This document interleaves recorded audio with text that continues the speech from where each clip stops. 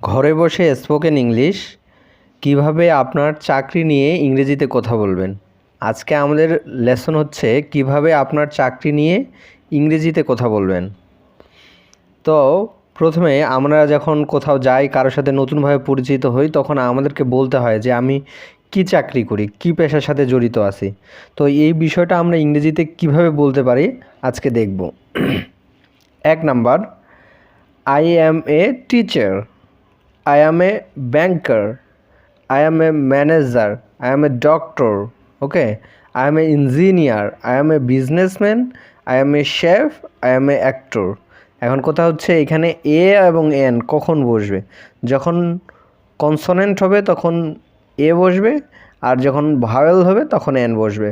যেমন I am a teacher, I am A banker, I am a manager, I am a doctor, I am an engineer, okay. I am a businessman, I am a chef, I am an actor, okay. 2 number, I am working, মানে আমি পরিশ্রম করি, বা না, I work in a an, মানে আমি কি করি, আপনি কোথায় কাজ করেন সেটা। I work in a school, a university, a bank, a hospital, okay. A restaurant, A pharmaceutical, মানে আপনি ইউনিভার্সিটিতে চাকরি করেন, আপনি কলেজে করেন, আপনি ব্যাংকে করেন, আপনি হাসপাতালে করেন, রেস্টুরেন্টে করেন, ফার্মাসিউটিক্যালে করেন, যেখানেই করেন চাকরি, এটা বলতে হবে। তারপর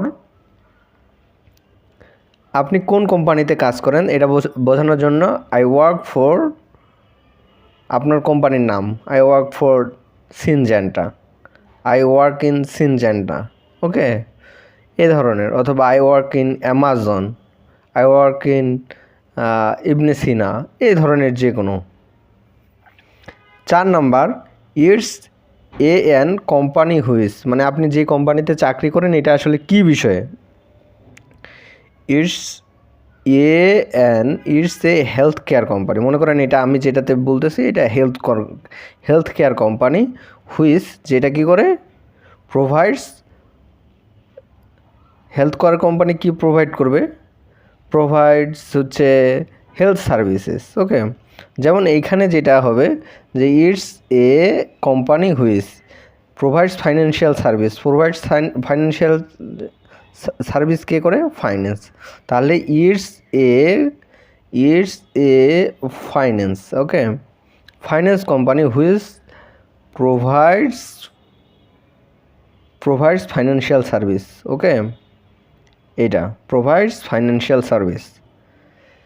এক কথায় এখানে 4 নম্বরে 2টা বাক্য একসাথে আপনাকে প্রয়োগ করতে হচ্ছে। প্রথমে ইটস এ এন, যে কোনো একটা কোম্পানির নাম, it's a health care edutech হলে কী হবে, মানে শিক্ষা সংক্রান্ত, তাহলে provides it's a an edutech company whose provides education services, okay. এটা আপনার বুদ্ধি খাটিয়ে বলতে হবে। ইটস এ কোম্পানি, আপনি তো আগে থেকে জানবেন যে আপনি কি চাকরি করেন, আপনার চাকরির কাজ কী, এটা তো আপনি জানবেন। তো আগে থেকে এটাকে করবেন, চিন্তা করে নেবেন যে ইটস এ, ধরেন আপনি ল ল্যাবে কাজ করেন, it's a law company whose provides law services, okay. অথবা প্রোভাইডস মার্কেটিং সার্ভিসকে এই যে মার্কেটিং, তাহলে it's a marketing company whose provides marketing service, এই provides marketing services, okay. Next 5 number, I work in the department, আপনি কোন ডিপার্টমেন্টে কাজ করেন, আপনি কি এইচআরে কাজ করেন, নাকি আপনি লেকচারার, নাকি আপনি এডিটর, নাকি ফাইন্যান্সার, না টেক জায়ান্ট, না কি, এটা আপনাকে বলতে হবে। তাহলে I am work in the education department, okay. অথবা I am work in general education department, অথবা হচ্ছে I am work in human resource department, finance department, accounts department, আপনি যেই ডিপার্টমেন্টে কাজ করবেন সেটা বলবেন। I work in the marketing department, tech department, human resource department, HR মানে হচ্ছে হিউম্যান রিসোর্স, ওকে। তারপর 6 নম্বরে আমরা দেখি আই হ্যাভ টু মানে আমি আপনার কি করা লাগে মূলত সেটা বসাইতে হবে। I have to take care of patient, have to মানে দায়িত্ব বোঝায়, ঠিক আছে, মানে যেটা সে করে। I have to take care of patients, I have to teach students, make creative content. Okay, কী করেন সেটা বলতে হবে, যেমন I make creative content, take care of patients, teachers, এইটা। তার মানে আপনি যদি স্কুলে চাকরি করেন তাহলে I have to teach student. আপনি যদি হাসপাতালে চাকরি করেন I have to take care of patients. এবং আপনি যদি ক্রিয়েটিভ কন্টেন্ট বানান মানে ইউটিউবার হন তাহলে I have to make creative content. Okay, তারপর আই অ্যাম রেসপন্সিবল ফর মানে আমি এটার জন্য দায়ী বা আমি এই কাজটা করি। Many students, 30 patients, many customer, several clients. তার মানে হচ্ছে আপনি 30 জন স্টুডেন্টকে পড়ান বা 30টা পেশেন্টকে দেখেন অথবা 30টা কাস্টমারকে দেখেন, 40টা কাস্টমারকে দেখেন, তাহলে এটা বলতে হবে যে আই অ্যাম রেসপন্সিবল ফর মানে আপনি যে দায়িত্বে আছেন এখানে আপনি কতজনকে পড়ান, আপনি কি করেন এটা বলতে হবে। তাহলে I am responsible for many students, 30 patients. তাহলে রেসপন্সিবলের পরে ফোর হয়, এটা আমাদেরকে জানতে হবে। প্রিপোজিশন হিসেবে রেসপন্সিবলের পরে হচ্ছে কি হয়, four. 8 number, most of my time is spent in, আপনার বেশিরভাগ সময় কি কাজে যায়? Talking to people front of a computer, নাকি রাইটিং, ডিজাইনিং আর সলভিং প্রবলেমস। আপনার বেশিরভাগ সময়টা কি বিষয়ে যায় এটা বলতে হবে। তাহলে আপনি যদি ধরেন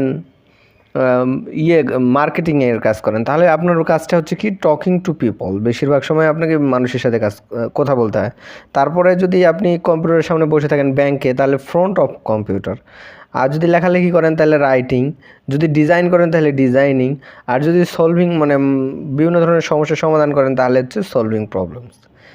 9 নাম্বারের দিকে আমরা তাকাই, I my jobs its and. Okay, I my job, I love my job, I like my job, এই যে এটা এই যে 1 নাম্বার ঘরের জন্য এটা আই লাভ মাই জব অথবা I like my job, I appreciate my job, I enjoy my job, মানে এগুলো সবই হচ্ছে পজিটিভ। ওকে, ইটস তারপরে রিওয়ার্ডিং, অ্যামেজিং, ফুলফিলিং, এটাও প্রশংসা যে আমার চাকরিটা ভালো, চমৎকার, মজাদার, এই ধরনের। অ্যান্ড আই গেট টু, ওকে, সর্বশেষটার দিকে আমরা তাকাই আরেকবার, আই গেট টু, এখানে বলছে কি teach children, help people, have a lot of free time, মানে আপনি যেটা কাজ করেন এটাতে তেমন বেশি কাজ নাই। তাহলে I get to have a lot of free time, I get to have a lot of free time. অথবা I get to teach children, I help people, I have a lot of free time. 10 number, I hate my job. প্রথমে 9 নম্বরে ছিল আপনি আপনার চাকরি পছন্দ করেন, আপনার অমুক আপনার অনেক সুযোগ সুবিধা। এখন 10 নম্বরে বলতেছে I hate my job, I dislike অথবা I don't enjoy, I despise, মানে আপনি আপনার চাকরিটিকে পছন্দ করেন না, তাহলে despise my job, I don't enjoy my job, it's okay. এখন 2 নম্বরের দিকে আমরা তাকাই। 2 নম্বরে বলছে it's mundane, boring, tiring, monotonous, মানে এই চাকরিটা খুবই খারাপ, এক কথায় এগুলো বোঝানোর জন্য এটা ব্যবহৃত হচ্ছে। And I do not get to have free time, আমি একদমই সময় পাই না, এই জন্য আমার চাকরিটা করতে ভালো লাগে। তারপরে স্পেন্ড টাইম উইথ ফ্যামিলি, তাহলে I do not get to spend time, মানে আপনি আপনার পরিবারের সাথে সময় ব্যয় করতে পারছেন না এই চাকরিটার কারণে। তাহলে আপনি বলতেছেন it's boring and I don't get to spend time with family, আমি আমার পরিবারের সাথে কোনো সময় ব্যয় করতে পারতেছি না। অথবা and I do not get to help people, এখান থেকে নিচ্ছে কিন্তু প্রত্যেকটা বাক্যই। তারপরে I do not get to help people অথবা I do not get to do what I like, মানে আমি যেটা করতে চাই সেটা আমি করতে পারি না। এটা হচ্ছে সমস্যা। তাহলে আপনি আপনার চাকরিকে ভালো না বাসলে এইভাবে প্রকাশ করতে হবে, it's mundane and I do not get to have free time. আমি আমার চাকরিতে কী সমস্যা সেটা আপনি এখানে প্রকাশ করবেন। ওকে, এই হচ্ছে চাকরি বিষয়ে। আপনি যদি আপনার চাকরি নিয়ে কথা বলতে চান তাহলে এই 10টি স্ট্রাকচার ব্যবহার করে আপনি আপনার মনের ভাষা প্রকাশ করতে পারবেন।